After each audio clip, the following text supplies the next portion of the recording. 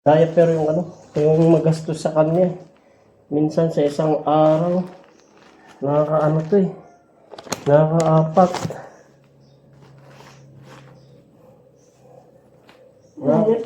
Dapat sa'yo. Nakakaapat na diaper siya. Tapos baby wipe, tissue, alcohol. Yan ang importante sa kanya. Para sa pagpupunas ko sa kanya. Baby wipe, tissue.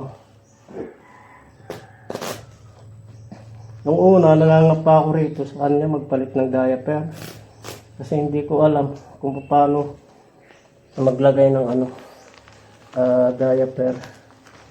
Alam ko mayroong nabibiling yung parang siya, parang mat na pwedeng labhan.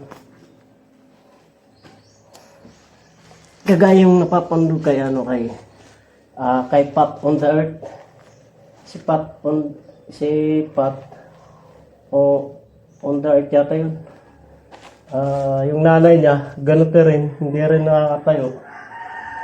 Tapos meron lang siyang parang mat. Meron lang siyang parang mat na pwedeng labhan. Tapos pag pinapaliguan niya, meron siyang parang yung tawag dito, yung parang swimming pool na maliit. Doon niya nilalagay yung nanay niya. So akin naman kasi si nanay, nakakaupo pa naman siya. Ang ginagawa ko dito sa kanya ay binubuhat ko na lang. Yun nga lang, hindi na rin siya makalakad. Kagaya yung nanay ni Pat on the Earth, di na rin nakakalakad. Ang pinagkaiba lang, yung nanay niya, parang hindi na nakakaupo. Yung ganun. So dito ako na hihirapan sa pagpapalit ng diaper. Lalo na pag nakakadumi sa kanyang short.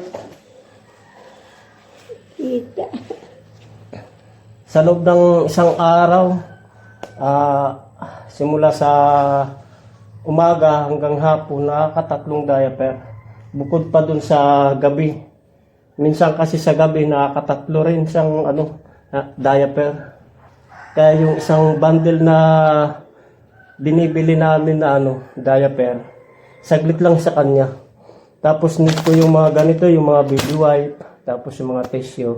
Yun ang kailangan ko, alcohol, tapos yung picasin, oil.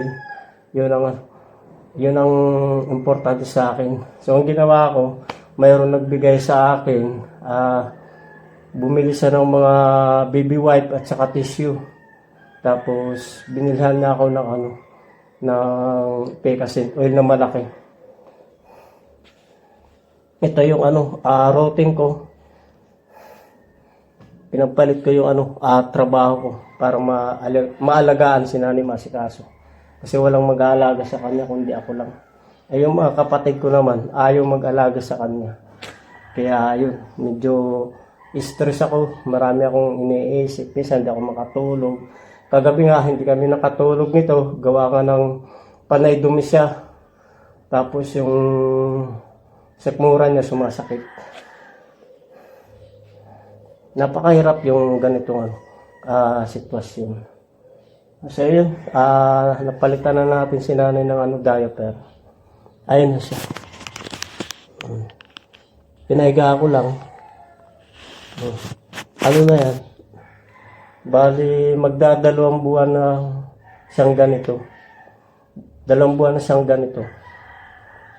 Wala. Sa tingin ko parang sana nga makalakad pa siya. Kasi nga, may edad na nga. Tapos yung parang yung mga buto niya parang parang bumabaluktot yung gano'n. Parang hindi mo na mauunat. Kaya hirap na siya makalakad. So yun lang. So yan, maraming salamat po sa inyong lahat. Sana